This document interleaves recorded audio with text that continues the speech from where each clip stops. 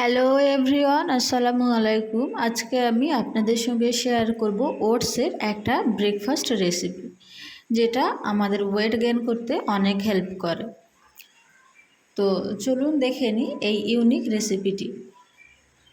আমি প্রথমে এখানে একটা বোল নিয়ে নিয়েছি, সেটার মধ্যে নিয়ে নেব 3 টেবিল চামচ ওটস।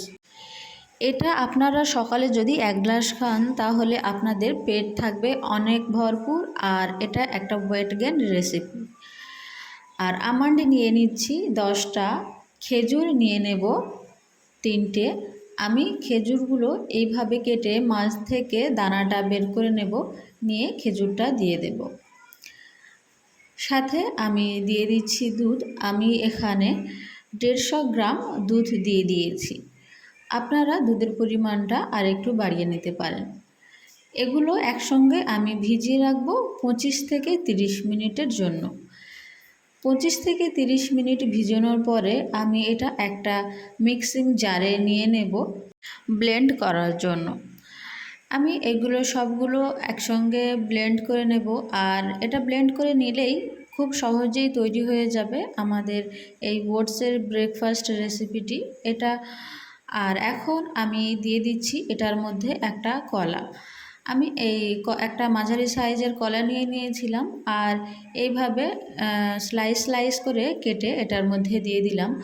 আর এখন আমি দিয়ে দেব 1 টেবিল চামচ মধু, আর সাথে দিয়ে দেব আমরা একটা দারুচিনি।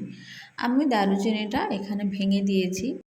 আর সবার লাস্টে আমি আরও 150 গ্রাম দুধ এখানে আবার ব্যবহার করব। টোটাল এটা ব্যবহার করতে লাগবে 300 গ্রাম দুধ।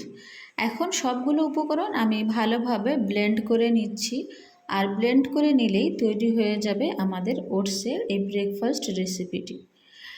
এখন আমি এটা একটা গ্লাসের মধ্যে ট্রান্সফার করে নেব, আর আমরা গার্নিশের জন্য উপর থেকে কয়েকটি বাদাম কেটে দিয়ে দেব।